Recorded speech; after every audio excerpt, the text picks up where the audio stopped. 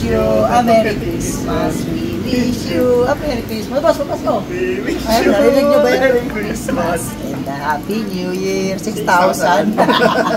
Ay, mga bossing. Time. So, ito kanina dumating yung unit. May ginagawa tayo. I mean, wala ako. Nasa likod ako. So, hindi ko narinig kung ano yung under niya. Pero, mag-tune up sana ako ng motor. Ngayon, pagbukas natin ng ibabaw, ito yung natunghayan natin.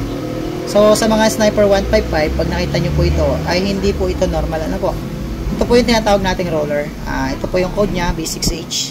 So, ito po ay exhaust valve ng ating exhaust rocker arm ng ating Sniper 155. So, that means pag ganito na yung kalog ng ating roller, palitin na po yan. Ano po? So, ito po yung bago. Sealed po yan.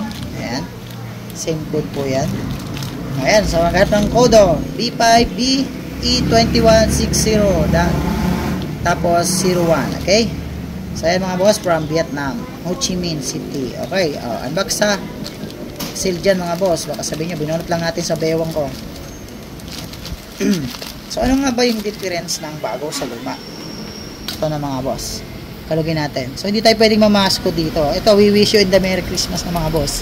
Pwede na tayong mga rolling dito. Meron na tayong patunog pag tayo namamasko. So, tansan ng kulang. Ito, hindi na. Talagang tansanin yung bunsa mo nito. Ayan o. Ito, wala o.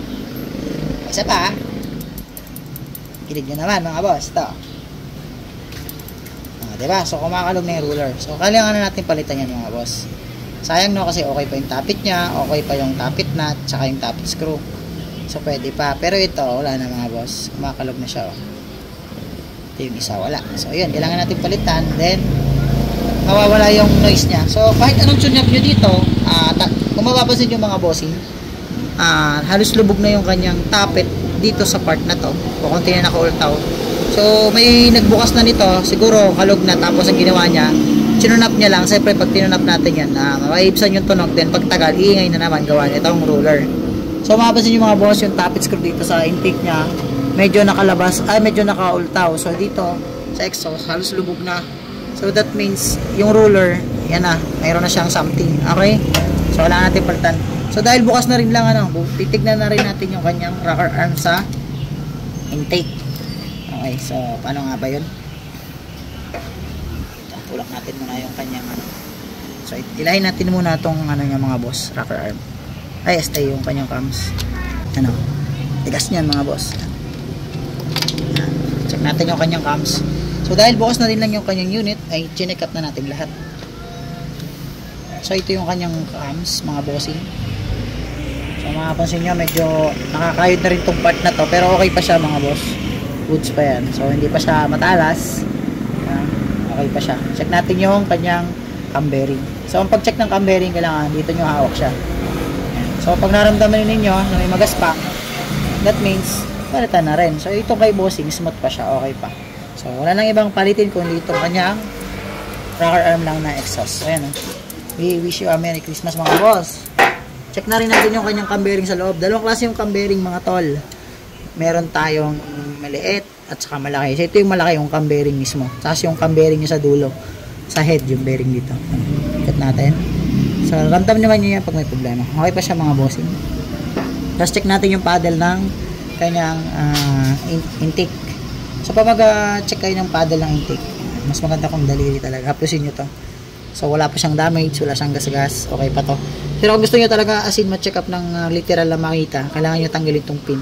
So ito naman kay boss, okay pa siya. Check natin yun. Ito yung paddle niya mga bossing. Check din natin yung ruler. Ayos pa rin yung ruler ng kanyang intake. So okay pa. So ito lang, wala nang iba. Pag hindi exhaust lang ang papalitan natin na kanyang rocker arm exhaust. Balik natin tong kanyang cams. So push nyo lang ito mga boss. Yan o.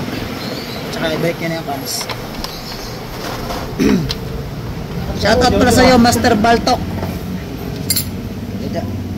Mr. Balk, kamusta ang iyong paggagawa ng motor? Usayan mo ha. Ito lang kami. Yaps, ito na yung sira. Ito na yung bago. Ipalit na natin mga boss. Parehas ng code yan. Alright, gasto si boss. Balik na natin yung kanyang rocker arm pin. Alright, wala na ulit yung kalantok mga boss. Pati bulsa, wala na rin kalantok.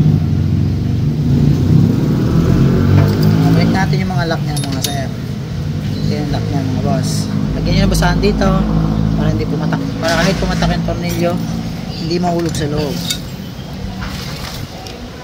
Saan na ba yun?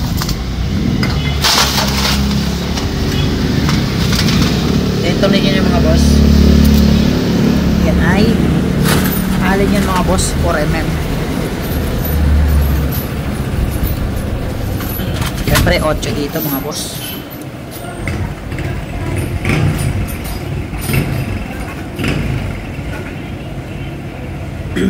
So yun lang mga boss, hindi natin papakahaba-habain pa.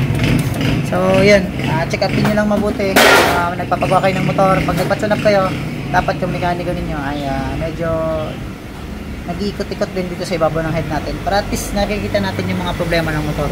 Tulad itong kay sir na to, dapat susunapin ko lang, nakita ko sobrang laki ng laro ng rocker arm niya. So na-curious ako kaya binuksan na natin hanggang dito para makita natin kung may problema. At ayun na nga, ito na nga tumambad sa atin, problema talaga, problemang gastusin. Yun lang, thank you so much, we wish you a Merry Christmas mga boss.